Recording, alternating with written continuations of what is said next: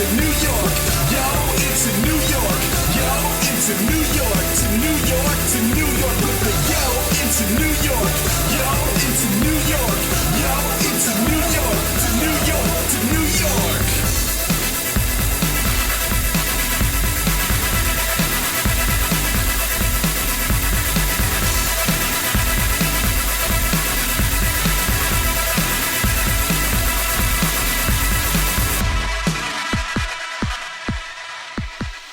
And welcome to Crash Chords Autographs. For the one-year anniversary of Autographs, Matt is joined by the first full band ever to appear in the series, the pop, punk, and rock ensemble known as Sexy Heroes. Hailing from Upper Saddle River, New Jersey, Sexy Heroes is composed of 4 members: Chris Watts on lead vocals and bass, Mike Watts on guitar and vocals, Nick Everett on guitar and vocals, and Nick Magliano on drums. All band members with a belated Chris Watts appear via conference call to tout the September release of their newest LP, Yellow Fever, along with its first single and music video, Real Life, Not a Read-Through. With Matt, they discuss everything from the evolution of the band name, to their songwriting process, to their individual influences, downtime shenanigans, and finally, the band's future. So please enjoy this exclusive interview between Matt Storm and Mike, Nick, and Chris of Sexy Heroes. So I have Sexy Heroes here on the Crash Chords Autographs podcast. 3 of the 4 members of the band. I thank you guys for taking the time to chat with me. For the listeners, if you guys could just introduce yourselves and what instruments you play. All right. Well, my name is Mike Watts, and I play guitar. And my brother, who cannot make the call right now, is he's the lead singer. He plays bass, and it's Chris Watts. And Nick? Oh, well, I am Nicholas Michael Everett, and I play guitar and sing also, and that's about it. So, Nicholas Magliano. My name is also Nick, and I play drums. That's not really his name, though. No, it gets too confusing to have 2 Nicks in the band, so we made up a nickname for him, and his real name, for all intents and purposes, is Magarishi. Yep. All right. Well, that's good. I imagine it would get confusing with 2 people with the same name in the band. You gotta change it up. Exactly. So I've been a fan of you guys for a while. The first time I ever saw you guys play was with the Dolly Rot and Bowling for Soup way back in the day. And I've enjoyed your music since. I'm stoked about the new album. So that's coming out soon, right? Yellow Fever? Yeah, we actually have the physical copies right now, but we are going to do a CD release show hopefully in the end of September, and we're going to try to book out a place in the city, get in a really good venue, and have the whole place to ourselves, and obviously get some other bands on the lineup. But, yeah, we're stoked. I mean, we haven't released a new album in a couple of years now, and this album has a bit of a different sound to it, a little harder edge, and yeah, we'll be releasing it very shortly, and can't wait to do it. Well, I know that the last record, Interrobang, which I have, was a bit lighter, at least in subject matter. The new single, Real Life, Not a Read-Through, is a little bit of a heavier kind of, it's still got that kind of pop-punk sound, but, the edge of the song is a little heavier. What made you guys decide to kind of go in that direction a bit? Nick, we're actually working with a producer who are doing some stuff with Lady Gaga and a few other rather large acts. And we got involved via actually a business relationship that Mike and Chris's dad had with this guy. And it turned out that we ended up playing some music in his studio and developing our sound. It ended up being sort of like a developmental sort of thing. And we've always liked pushing our boundaries anyway. We've never strictly just done pop punk or punk. We've always jammed other things, and it just sort of started going in that direction. The more we built on things, and I guess the more we experimented, we ended up liking a lot of the stuff we were doing. So we sort of started taking it in that direction. Yeah, that's really awesome. And lyrically too, we used to write a lot about about very topical songs, and we still hope to do that. But at this point of our lives, we I'll speak for my brother here, who wrote the lyrics, Chris. He, it's a lot of the album is about his personal experiences and some of the troubles he was going through and just some, just real life issues, and that kind of, symbolizes the song, real life, not a real read-through, and we felt that it was important to, convey what was really going on in our lives at that time, and his life more specifically, and that's kind of what changed and matured our sound a little bit. And also the timing as well. I mean, we've been working on this album for, what was it now, about 2 years? Yeah, a little like over that, 3 years, yeah. Yeah, 2-3 years. So, I mean, across that time, naturally, we've really developed as musicians. So, we've had chances to bring some of our own influences and put our own stamps on things. So, but that's all come into play as well. And that we've changed drummer a couple of times too. So that they put their stamps on it. It's across time, it's sort of evolved into this new sound. It's really awesome, man. It's very easy to tell just from the few tracks that you guys have released on SoundCloud, and of course the video for Real Life, Not a Read Through, which also has a bit of a darker tone. It's got a strong narrative, the overarching story. Mm-hmm. Is that story for the music video? So tell us a little bit about the music video shoot and where the narrative came from. Is it based on a true experience that one of you guys had with someone who was taking stuff, or is it just kind of something you wrote and created to add drama to the song? Well, it's loosely based on real life issues that we've had and with friends of ours, and what literally happens in the video isn't 100% true, but we've certain things are, and it's emotional stuff, and it's had an effect on people we've known and in our lives, so we wanted to really capture that and emulate that. And so the video shoot, how did that come to be? Well, we started working with, we got in contact with a great couple of producers and writers from a company called Sleepless Pictures, and did a fantastic job. We sent them some songs. They got back and said, well, we like what you've got here, let's write a couple of narratives based on these songs. And we went back and forth developing a story together, and we came out with the story that is now the video that we both liked. And once we'd agreed upon that, it was all just a matter of finding limitations and getting to the shoot. So it's sort of a collaborative effort written off of the narrative, but we around the lyrics. So we took the lyrics and made written a story based around that, and that's what we shot the video from. And so I want to talk a little bit now about, when I first got into you guys and looked up your catalog, and I looked up Sexy Heroes, another band came up, Sexy Heroes in Transit, which I then realized was also you guys. So you had a different name in the beginning and then changed it to this one. I guess the question is, how did the name come to be kind of in general, and why the change from Sexy Heroes in Transit to just Sexy Heroes?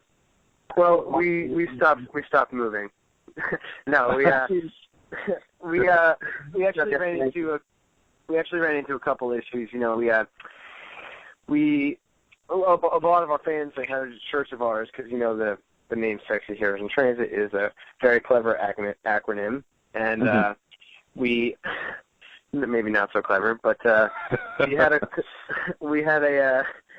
couple kids, a couple fans of ours wearing our shirts at schools, and it wasn't so obvious that it was the acronym, but people put two and two together, and they got in trouble, and they complained to us. They're like, not to us. They're like, our teachers aren't letting us wear your shirts.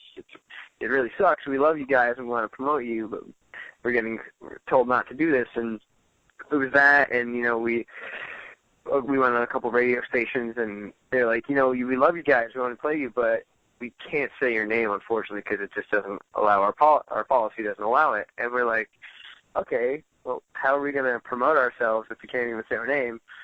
So we were just like, you know what, we might as well just drop it and simplify it. It's a little shorter, a little quicker, and flows off the tongue a little bit better, and we're still sexy, so, it works. We made some very interesting radio interviews, though, when we were promoting our singles. It was, here's a new single by We Can't Tell Ya. stand-up host, we can't really tell you what that is either. But hey, I hope you enjoyed the song. And so how long have you guys been together? Because I know that show that I saw you guys at Bowling for Soup was at least 5 or 6 years ago, so you guys have been around for a while beyond that, I'm guessing. When did the band kind of first come together? Well, we originally started playing, let's see, at the end of 2005, so a very long time ago. And, but, you know, we weren't so serious at the beginning. It was just kind of like, well, we were also very young. But, so, yeah, I mean, I guess it's been about 9 years now. And, yeah, a long time. But we love it. We love playing around. We love our fans. We love everything about it. So, my next question is in regards to some of the songs you'd done for Interrobang, which were also from the earlier records as well. Stuff like Robert Downey Jr. and Louis G. and Bluffington Diaries. These are all pop culture influenced and infused songs. Is this just something that you guys were kind of all into and that you just wanted to do a song about? Where was some of the inspiration for some of the pop culture stuff? Hell yeah. It was, you know, we're big nerds at heart too, you know, like, love Iron Man. Robert Downey Jr. is a great actor, and we've always loved him. And Mario and Luigi, we used to play a band all the time, Mario Kart and some Super Smash Brothers. So like we're big nerds, and that was totally just who we were and what we wanted, what we wrote about, and what we wanted to write about. Because you know, there's so many bands out there who write what they think other people want to hear, but we wrote what we wanted to hear and what we wanted to. It's just something that we. Because we all like it, we sort of talk about it all the time, and it comes out in our jams. So if we're writing something, or not even if we're writing something, I mean, in the middle of a practice, we could start singing the most absurd song, or just making a ridiculous song about something that we like. And then, you know, sometimes they're too absurd and they never turn into songs. But a lot of the time, you know, the songs start with a stupid lyric or a melody, just for melody's sake. And they something ended up with songs like Robert Downey Jr. is a good example of that, because we all happen to be fans, but initially it was a satirical throwaway jam that we had that we later developed into a song. So, you know, that's how a lot of these come about. Well, I remember specifically the year I first heard you guys, like that was kind of right after the Iron Man Sherlock Holmes 1-2 punch. So like that I remember hearing that song and going, oh, wow, this is very timely, and, you know, I, too, love Robert Downey Jr., so I can relate to this song.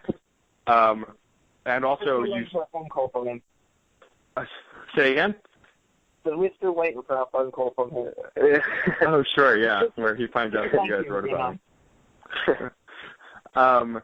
And also, you know, as a fan, Bluffington Diaries, growing up watching Doug and kind of feeling like I was the only person who still remembers the show, that's such a great song, because anyone who grew up watching that show, like, you guys hit all of the points. It's just a fun song about an old cartoon. Hell yeah. You know, I like to think that, and I can speak for Chris, too, and as the lyric writer, that we have a lot of nostalgia, and we know that there's a lot of people who, you know, we're older now, but we still care about that kind of stuff, and it's still a huge part of our childhood, and who doesn't want to hear that kind of, you know, like, if you're a fan of it, why forget those years? Why not bring them into light and bask in the glory? Sure. You know, it's...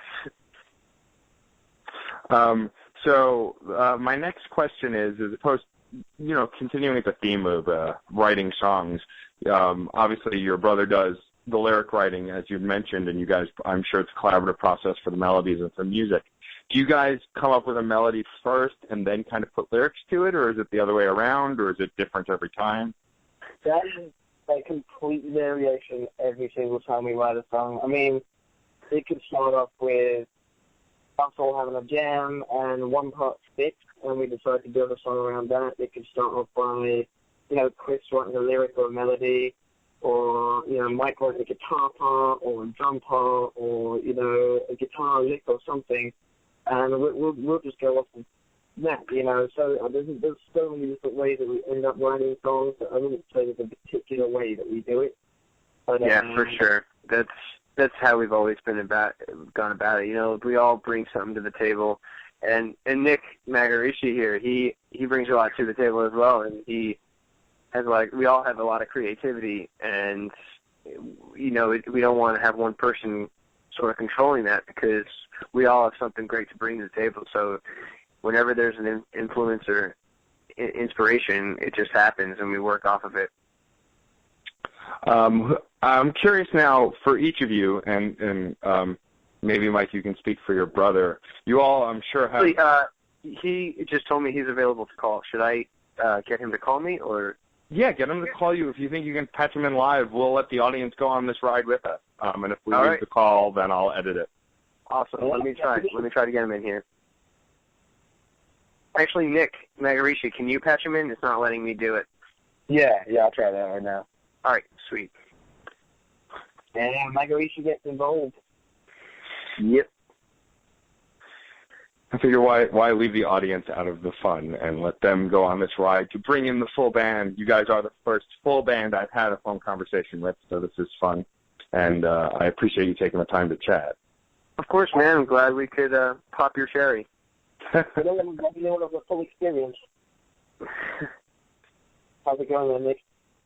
He's probably at him, man. He's probably calling him. He can't hear us. Yeah, when you're merging calls, you can't hear anybody. It's why I asked if you guys could hear me in the beginning, because when I patch in the recording device. Hey. Nick and Chris, you guys are here? Yeah, I'm right here. All right. Lead singer, how's it going? All right, well, thank you for joining us, Chris. I'm glad we were able to get the entire band on the phone. Yeah, me as well. Thanks for having us. We appreciate it. My pleasure. I was just about to ask, before you had contacted and said that you could join us, I want to know what each individual band member's greatest influences are. So obviously, overall, your sound is very reminiscent of pop punk and kind of punk across the decades. But for singing, guitar, bass, all the drums, all the individual instruments, do you have a specific influence? That is an interesting one. I mean, I personally have a ton of different influences. It would be hard for me to narrow down one. Or rattle off a few names, if there's a few names you want to mention off the cuff that are at least within your inspiration realm. I definitely attribute a lot of my singing to Ed Vedder from Pearl Jam. I love the way he uses his voice, and sometimes sing soft, and then other times he has that growl in his voice, which I love. And also people like No Effect, the way that Mike plays bass and sings, and the attitude that he gives while singing, I guess. Those are probably two of my biggest ones. And obviously very early on, Green Day was a huge influence. But I think it's sort of strayed away from that because people always used to compare us to them, and I always thought that we had sort of a sound all of our own, but so I tried to get away from the Green Day thing as much as possible. However, I would say that all of us, especially, and Nick, the new drummer here, Nick Magliano, he loves Trey Cool, and he's heavily influenced by Green Day. I know I'm heavily influenced by them. Nick has some absolutely. As a band, that's probably one of the greatest or all-around bands that are influenced us all at some point in their career. So, yeah, Nick, do you want to elaborate on your influences too? Which one? Magarici. I'm influenced by, I started out being influenced by like a ton of punk bands, just like No Effects, Green Day, Blink-182, and I'm kind of moving towards I'm really into funk drumming, indie drumming, stuff like that. Yeah. I kind of strayed away from punk, but it's always there, for sure. Yeah, I would say across the board with us that punk music and punk bands like those we just listed are the main reason that we started playing music in a band. And I think that that's always been our, I guess, favorite music to listen to and to play. But, as we've grown as musicians, we've tried to take influences from all sorts of places to try and create a more original, unique sound. Yeah, Definitely. Punk is really the glue that holds everything together. And then on top of that, we have, our own influences. I mean, I would agree with Chris. I think Pearl Jam is a big one for me. Queen is probably my all-time favorite. And other than that, John Frusciante is actually. So many of them are actually is a big influence. And a lot of Motown stuff as well I listen to. So that's, it all changes the way you play, and more of a blues-based player, but I think we all sort of stemmed out of that whole punk thing. And what about you, Chris? What would you say is your biggest vocal influences? Actually, I was the first one to answer. I gave the Ed Vedder and the Fat Mike, but right. It's hard to tell. It's hard to tell me and my brother apart sometimes. Even my brothers get confused. You sound similar. Yes. But yeah, I guess my influence. I really love the Chili Peppers. And a big fan of Foo Fighters as well, Rancid. Sure. That kind of. But at the same time, I used to do musical theater when I was younger, and my brother did as well. So I love, how scores are written, and it's completely different from punk music. But I think there's ways to take influence from every kind of music you hear, and the way that kind of music's put together is unlike everything else, and I love it. And yeah, I would agree with that in the way we try and do melodies too, because musical theater songs are so catchy, and growing up singing it and performing it all the time, I think that's one of the harmonies that helps us. And we've influenced harmonies with influence from Queen with the harmonies too, and that's that kind of stuff. Well, I can totally see the musical theater influence in certain songs. Like Louis G, for sure, is kind of structured like a, fun pop kind of theatrical song, especially since it's from the perspective of Louis G singing about, how he thinks he's better than his brother, but other people don't, and that kind of thing. Yeah, absolutely. My next question is for Chris specifically, because we were touching on it before he joined us.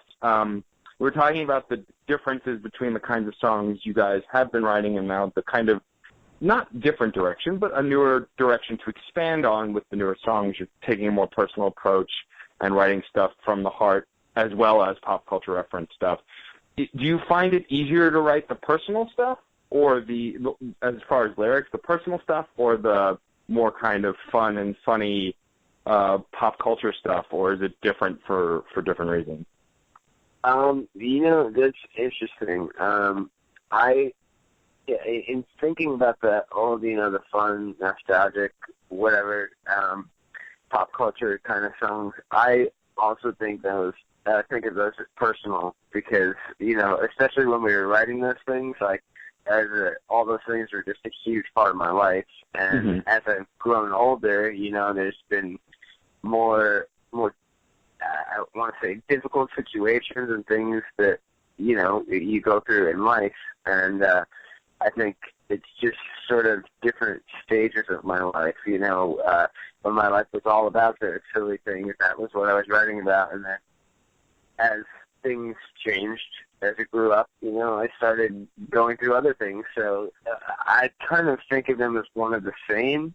I know it's kind of a strange way of thinking, but I find it just as easy to write both of them, and I like both of them just the same. And I've always said that, even now that our newer songs are a little more in a serious vein, I don't want to ever stop writing songs like we used to as well. Sure. Because I know that touches a part of somebody the same way it does with me. Thinking back of nostalgia and growing up and being a kid brings up a completely different emotion as, a song about a horrible time in your life or whatever. Well, sure. I mean, actually, your song "In the Zone," I didn't know if anybody remembered Discovery Zone besides me growing up in Staten Island, New York. So when I first got Interrobang and heard that song, I was like, no way. Someone else knows this place? Yeah. That place is amazing. So many times I went there for birthdays when I was younger. Oh, man. It was a sad day when Chuck E. Cheese walked in out. That's for sure. To quote In the Zone, so many birthdays I had there, seems I never had a care. I mean, if they made a Discovery Zone for adults with oversized like blow up balls and bigger nets inside, I would go for my birthday. I would go for more than my birthday, Nick. I don't know. I would go there every week. I'd go there over going out to the club. Back and you get it made. The next question I have is actually from, I posted that I was doing the interview tonight, and a gentleman named Eric asked, what's the craziest place you've ever stayed while on tour? Oh my God. Of course he. I think that we will probably all agree on the same thing, that it was at JBS House. Anyone disagree? No, yeah, I didn't hear what you said. What did you say? At the great JBS House? Yeah. we won't give away the name, but I'll premise the story here. We went to a play in Ohio, and on the way we were talking to this guy who was going to be our manager. He wanted to manage us, and he was in Pennsylvania, and he's like, I live on the way, so you should stop by. And we're like, all right, we could go see what he has to offer. And it wasn't on the way. It was like 3 hours out of the way, but we still went. And middle of nowhere, yeah. We got there, and there were flies. That's what, Nick? So it looked like a scene from Wrong Turn, if anybody's seen that movie, to put it in perspective. Yes. Yeah, it was this really big house, but it even had a sign on it that said like the Broke Down Palace or something like that, and it really sort of looked like that. It was this very old house that was just, it seemed so randomly thrown together. I remember opening one door and there was like 4 or 5 giant weed plants growing.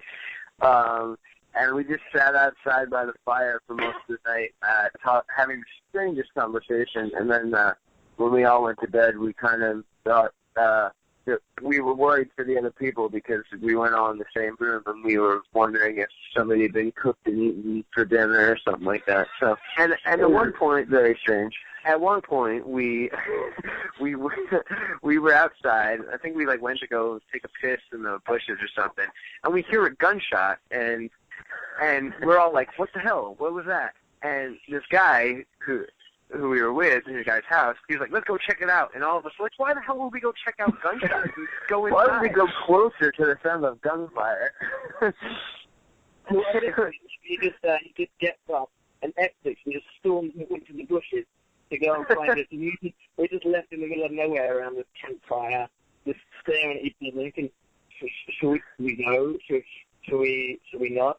And at the time, my friend who was sitting in on drums for us there, Eric, brother of the famous Kevin Duraney, he started texting everybody saying, I want him to know that if I die, this guy did it. No name tag. He was experience. And just before we left in the morning, we were like, all right, let's get the hell out of here. And he made us hold hands and do some group prayer thing, and he was angry at us that we weren't closing our eyes, so he closed his eyes, and then we just obviously kept them open, and we're like, we need to get out of here because we are going to die if we stay here any longer. Either that or we're going to be forced into a cult. Yeah. It was one of us almost did die. I mean, we do short stories, and Chris was the one who didn't sleep by himself. We all sort of grouped together in a tiny little room. We had enough room in it to sleep, to have one single bed. I think Mike and the drummer all tried to share this one bed. And we were using our sleeping pillows and all kinds of stuff. And unfortunately, Chris kept sleeping in this room by himself. And we were trying to debate how long it would take for us to realize that Chris was actually dead. Needless to say, that was the very strangest place. But it gets even better. When we played the show in Ohio, we got there, it was a good show, but during one of the sets, some band was fighting with the management of the bar or the venue, and then they just stormed out. And then the next day, or the next week, I can't remember what it was, we found out that the place burned down. So I think there was some larceny involved, and it was quite an adventure. And we actually as well, we managed to get 2 shows because we turned up at the wrong venue, which was literally just across the road, and all these bands that are turning up listening to their cool music, and we turned up with the windows down listening to Harry Potter on tape. And so I went in and I spoke to this guy to find out what was going on. He's like, oh, 60 Heroes. I know what you're on the bill. And I looked at this guy and I was like, listen, we just drove from New Jersey, okay, and said we are definitely in the show. He's like, well, let me just go talk to the guy. And we ended up getting something on the spot. And I came up with the playing Chris, who was on the side of the street waiting. Oh, we just can't continue. It's over here. So we actually, they were at the same time. So we obviously didn't play one of the venues, but it was fun. Yeah, well, it sounds like it's not dull for you guys on tour, that's for sure. At least for a story like that. I'm guessing that Eric is a friend of yours and knew that story, so wanted to make sure that it came up on the air. He certainly promotes it, yeah. If you've ever heard the song Durrani Deadline, Eric is one of the Durranis. So. Oh, awesome. So with Yellow Fever coming out very shortly, and you guys planning a CD release party, I imagine you guys have a plan to go on tour after the CD release? Well, we're certainly going to be trying to book some festivals and as many shows as we can in the area and the Northeast, at least start there and work our way out. But, our goal is, we're going to try to hit festivals, I think, harder initially.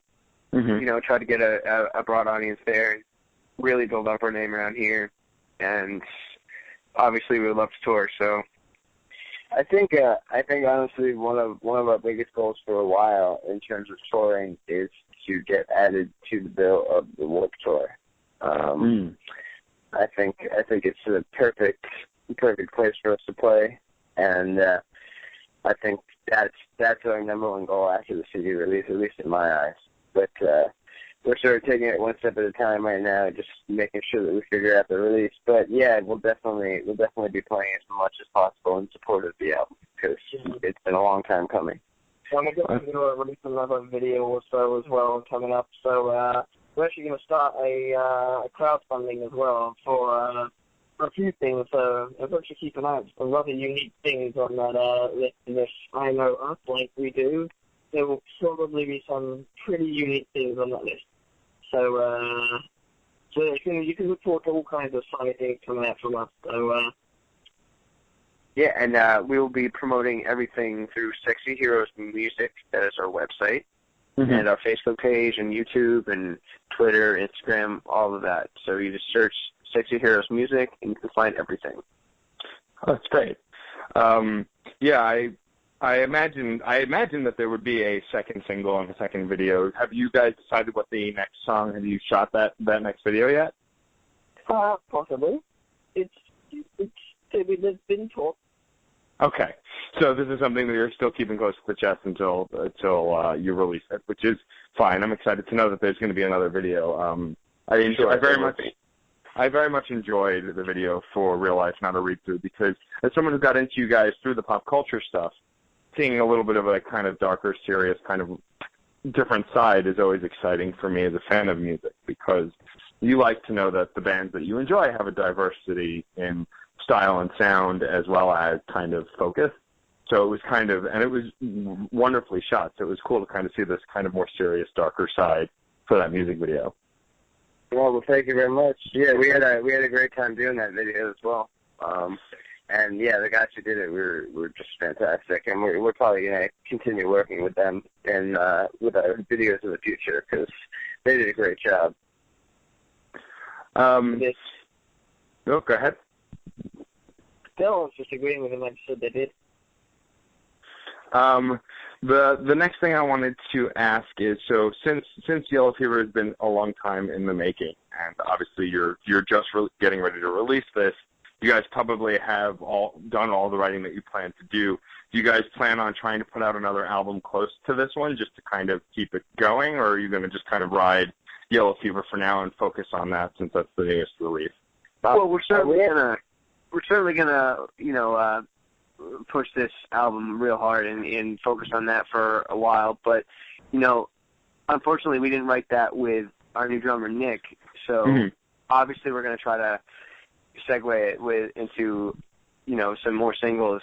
I don't think we're gonna do a full album, but I think it would be a great idea to do a couple singles and maybe a little short EP and get Nick on some of our tracks. And because when we play together and we jam with him, it's a whole new chemistry, and I can't wait to do it. And I know he must be itching to do it. So. Yeah, for sure. We actually have thought of a new interesting way of approaching writing music and releasing music more specifically. We've been talking about just every 2 months, 3 months, just releasing a handful of singles. That way we stay relevant, and we're always putting out new songs, different styles, different some more pop culture, some more serious, and just continually put out music so that people are getting stuff all the time rather than having a gap in between albums and stuff, because we write constantly. We're always writing, we're always jamming new ideas, so to actually put all of them down and just continually release stuff just seems logical. I mean, that makes sense, and also in the kind of internet culture that we all live in now, fast release singles, or at least putting out content, is kind of what will always keep you relevant. And I imagine after the gap that you guys had, you want to just put out stuff and kind of stay, keep playing and stay relevant so you can continue to support and put out stuff for your fans. For sure, absolutely. And I think it also push us to explore different areas and evolve in a bunch of different ways. Because when you're putting out an album, you want to sort of have a general theme to your album, at least kind of a through line in the way the songs, the style the songs are done, the way they're all put together. Because you can't have 10 songs on an album that all sound completely different. But when you're releasing singles, I think you can make them a little more. They have a little more variety in them and be a little more different than each other. And I also think that we never really short of anything musically to work with, because as Chris said, we're always working together. We're always writing stuff, and we actually, to Yellow Fever, we actually wrote, what was it, something like 30 songs, for the album, and we managed to release them to the 11 that are actually on there. So, don't be surprised if there are a few B-sides later on that, come out as well, just to see what we see. That's awesome. I mean, I think that you're absolutely right also about the singles. It's good to focus on, when you're focusing on one song, you can kind of do something fun and different than when you're focusing on an entire album art, because you're kind of thinking ahead with the album, whereas with the single, you're kind of just focusing on the one idea. Yeah, absolutely. My next question touches on something that came up briefly in the beginning when we were talking about inspirations for some of the pop culture songs. It was mentioned that the band enjoys playing its fair share of Mario Kart and Smash Brothers, which I am a fan of also, so that's awesome. My next question is, though, when you guys are either on tour or just kind of have some downtime from writing or recording or playing, what's your favorite pastime as a band or even individually? Do you have preferred kind of downtime activities? Oh, for sure, Smash Brothers, all the way. We all love the game. Do you guys play the new version on the Wii U? Oh, of course. Yeah, definitely. Well, I'm a big fan of hockey. So I do fantasy hockey as well when the season's going on. So I'm constantly updating my fantasy team and checking out stats and highlights and stuff like that. So I'm constantly on NHL.com. So that's definitely a huge hobby and pastime for me. And but yeah, Mega Rishi loves hitting up the ladies. No, of course. Single ladies, so don't be afraid. They're doing asking. Oh man. Yeah, but a lot of video games and a lot of hockey. That's usually how it goes. I do like playing hockey. Me and Chris actually play. We actually play pretty regularly. And we enter the same fantasy hockey league. So there are points when it comes to crunch time where there may be some hesitancy and there may be some competitiveness in this game. But it's all good fun, and really hanging out with each other and doing things together. So. And you know what? The other thing that we've always done since we started playing music is, even when we're not focusing on, in our downtime, when we're not focusing on the band necessarily, we're writing stupid songs about each other or about, something that we see in the room. We'll just write a ridiculous song about it. And sometimes those actually, we come up with a good melody or riff, and those actually turn into Sexy Hero songs eventually. But we spend a lot of time doing that as well. If you had to say one of you guys is the best Smash Brothers player, would you all be able to agree on who the one best player is, or is there not one? It's Mike, hands down. Yeah, I would definitely say Mike. Although in the new one, I think we give him some competition a little bit, but You're definitely, crazy. Definitely Mike. You're crazy. I'll take you on. Mike has a technique, that's why. If he starts losing, he'll pretend that his contact lens is coming out. And we always make a joke that, whenever he goes to fix his contact lens, he's giving himself a pep talk in the mirror. Come on, Mike, you can do this. You're better than them. You can win this. Hey, I think anyone who's got contact lens and doesn't blink for a long time, I think you guys understand me. It gets a little intense, You don't blink for like 2 minutes. Shit falls out. What can I say? Yeah, Mike actually got tested a long time ago, and for different audio skills and visual things, and the lady said that he has the best visual processing that she's ever seen. So that's one of the reasons why he's so good at Smash. Okay. Well, it's good. It's always fun to hear a band unanimously agree about one thing at least, and that's that Mike is the best Smash Brothers player. Mike, do you have a preferred character you prefer to play with? Oh, I can't say I do. I really enjoy Mario. As much as people might think but I thought you liked Luigi more. But I think I think he's a great character, well-rounded. But I kind of like to play with everyone, to be honest with you. I like to change it up because then, it's not so predictable too. People don't get to know what you like to do, so it's a little harder, I think, to fight against someone like that. But Magrishi too, he said he's the best in Melee, but me and him have never had a chance to go one-on-one with that. That needs to happen. It does need to happen. Me and Magrishi have a bet that we still haven't settled yet, and there's $50 on that, so it does get competitive. It can be any character, but I don't think he'll win. I feel like competition is important. You don't want to always agree on everything or get along. It's fun to fight a little bit and mess around. And it sounds like it's good that you guys do this stuff together. I guess it's also important for a band to bond besides just writing music over things. It's good, but it also, there have been times where it's, maybe caused a breakup of the band at some point. Because, we've gone through, we're on drummer number 7 right now. Oh, yeah. We've had some issues where video games have caused the problem because it's become a little too intense. But, no, it's never just video games. And I'm going to say that while we're in competition mode, if there are any fans out there that would like to challenge, you can pick a partner. If you'd like to come and challenge myself and Christopher on the mini golf competition, then I'm sure you'll give you a run for your money, because me and Christopher happen to be very, very, very, very good mini golf players, and we've won our competitions more than a handful of times. So.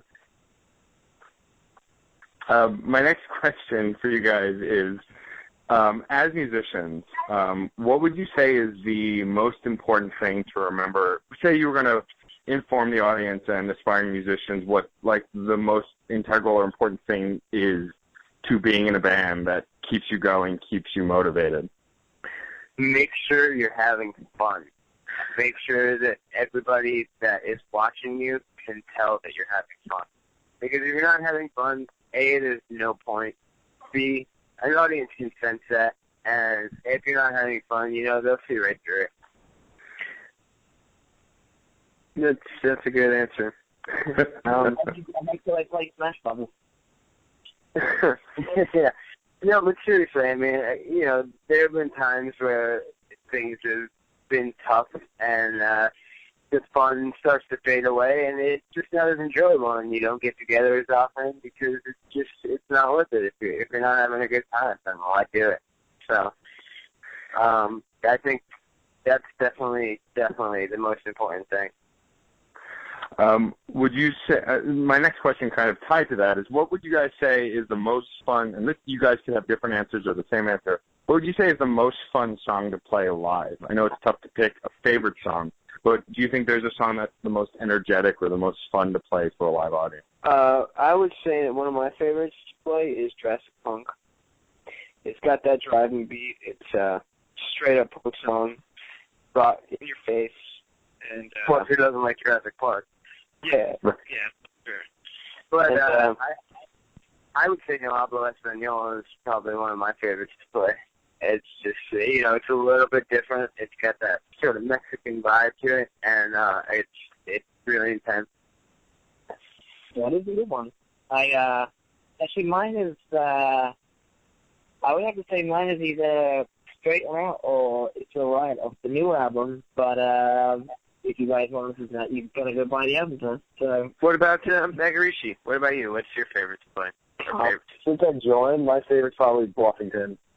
Nice. I have a lot of fun playing that one. Or No Choose No Service, off the new one. Right. I also used to enjoy playing Pirates a lot. We don't play that as much nowadays, but Pirates always was great because we really get the crowd into it. In the yo-ho part, we do a sort of call and answer thing, and just to hear the entire audience singing some yo-hos back in pirate voices is always great. Yeah, I have a theory that pirate songs are always people's favorite songs. Everybody loves a good pirate song. Oh, yeah, good shanty. Well, I really appreciate you guys taking the time to chat with me. I guess before we wrap up, so I don't want to keep you guys too long, the only other thing I want to ask is, besides obviously Yellow Fever, which is the album that's going to be released, you're looking to do a release party come September, so September for the release. Is there anything else you guys are pushing to promote besides the new album, or is that really it? That is at the moment. We really want to. Nick mentioned the crowdfunding. That's huge too. The crowdfunding thing, because the more we do with the crowdfunding, the more we'll be able to give back to the fans, and the fans will be able to invest in our future and help us create more awesome content.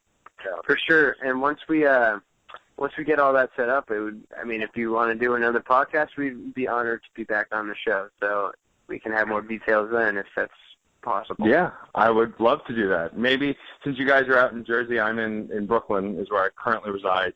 Maybe we can all meet up in one place at some point and do a live podcast or a live recording, at least all in the same room. For sure, I would love to do that. It would be fun. But I'm personally, as a fan, as well as someone who's interviewing you guys, I'm looking forward to Yellow Fever. I do enjoy the songs that I've heard so far, and I'm excited for the CD release, which if I can be there, I definitely will. And I appreciate you taking the time This podcast that you're on is one of two podcasts I do on Crash Chords. The other one is a weekly album review show, which we would also love to have you guys on. I do it with two co-hosts. If we bring a band on, we usually have them all agree on one album to review. It has to be something relatively recent. And then we analyze and review an album track by track. So if we can make that happen, I would love to do that too. Yeah, that'd be awesome. For sure. And thank you for having us on. We really appreciate it. Yeah, thank you, man. My pleasure. This is actually, when this airs coming this Tuesday, it'll be 1 year since I started doing my interview show, which is independent of the main show. And so congrats. Thank you. I want to thank you guys. This is the first full band I've done via phone, and I appreciate you guys being my celebratory 1 year anniversary interview. It's been a pleasure chatting with you guys, and hopefully we can do it again in person in the future. Thank you. It was a pleasure. Actually, there's one other thing I would ask if you guys don't mind. We have a sign-off on the main show and a saying to the website, which is, music is life and life is good. If possible, if you guys think you can all do it in unison, I would love to have you guys do our sign-off. Yeah, yeah. Music is life, life is good, right? Yeah, yep. That's it. Music is all right. On three, okay? 1, Ready? 2, 3. Music is life. Life is Let's good. try it again. That wasn't on 3. That was the one after 3. It should have to be on 4, all right? On 4. All right. All right. So count 3, and we'll do on 4. Let's do it. 1, 2, 3. Music is life, and life is good. Right. Clearly, we're not very good at it. One more time. Come on, Nick. It's a time difference. It's really different between New York and New York. All right, one more time. Let's do it. 1, 2, 3. Music is life. Oh, I messed it up again. Sorry, guys. I said music is life, and life is good. All right, we'll get it. Yeah, I promise.